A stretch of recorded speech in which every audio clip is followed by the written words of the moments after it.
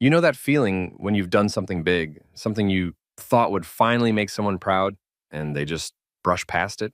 Like it never even happened? Maybe it was your first job. Maybe you graduated. Maybe you finally stopped falling apart quietly every night. And still, no one said, I'm proud of you. Not once. If you have a soft heart that just wants to be seen, this is for you only. You crave that sentence because it was never given. And now you attach it to people who don't even know you need it, like your boyfriend, your girlfriend, your best friend.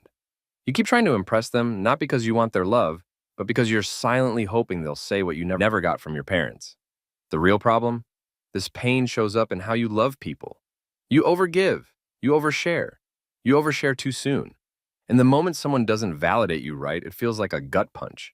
You think they don't care, but it's not about them. It's that you've been chasing a ghost, a sentence you should have heard years ago from someone who should have meant it. You think moving on from it means forgetting it, but healing actually starts when you stop begging people to say it for you. And instead, you start building a life you're proud of, even when no one claps. It still hurts.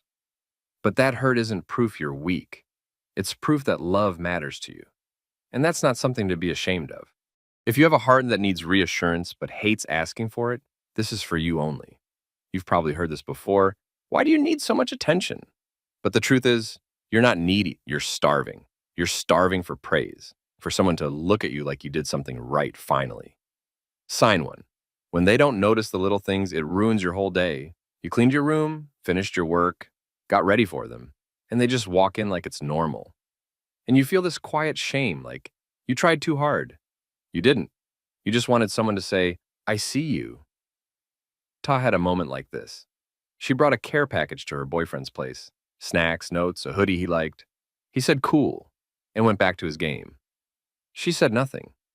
But that night she cried in the car, not because he didn't love her, but because it reminded her of every time she went unnoticed. Here's the truth. No one told her. Love is not a prize you earn by being useful. You don't need to prove your worth with effort. When you start being proud of your own energy, even if they don't notice, that's when you take your power back. Sign two. You replay conversations trying to find the moment you messed up. You analyze their tone, their pauses, their okays. Not because you want to fix the convo, but because deep down you're asking yourself, did I disappoint them? You think if they're disappointed, it means you failed again. But the truth is, their silence is not always your fault, and their approval should never be your oxygen. Have you ever bent over backward to make them feel special and still felt invisible? Sign three. You over-celebrate others because you're hoping someone will finally celebrate you. You throw parties, write long messages, plan dates, do everything, but when your birthday comes or your win comes, it's quiet, almost empty. And you tell yourself you're being dramatic, but deep down, you're devastated. Ta once saved for 2 weeks to buy her boyfriend shoes he mentioned once. He said thanks, no hug, no post, no sparkle.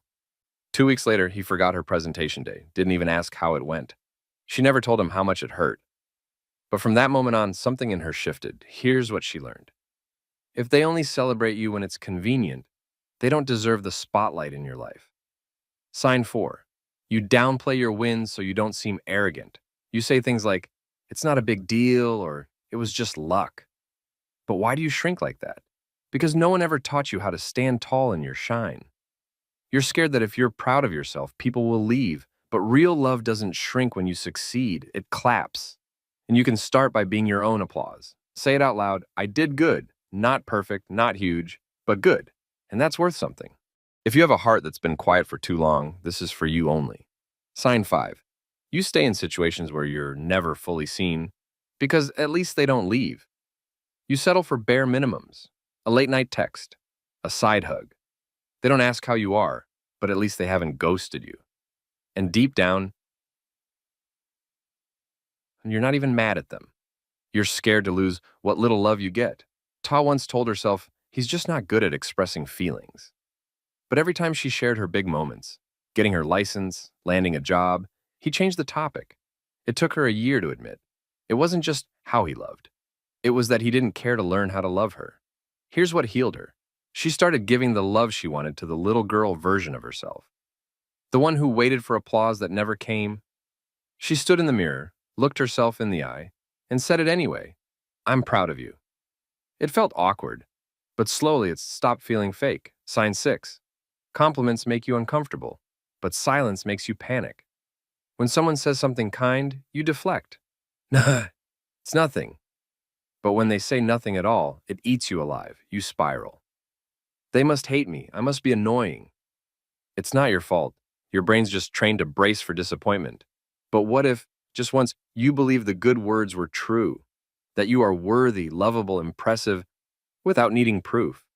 You know what hurts more than not hearing, I'm proud of you? Finally doing something incredible, and realizing the person you wanted to hear it from still won't say it. Sign 7. You imagine scenarios where they finally say it, but only in your head. You picture your dad watching your speech, your mom texting, I'm proud of you, your partner standing up for you in a crowd. But it's always in your daydreams, never real life. And even though you know it won't happen, part of you still waits for it. Ty used to dream about winning something big. She thought maybe if she became successful enough, they'd have to say it. But when she finally won a regional award, her dad said, Cool, what's for dinner? And in that moment, she stopped chasing his praise.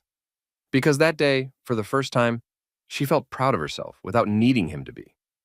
Here's what no one tells you. You don't need their voice to validate your worth. You don't need their approval to become someone incredible. You already are that person. Just for surviving, just for trying, just for being here. You were always waiting for someone else to say it. But what if you were the one meant to say it?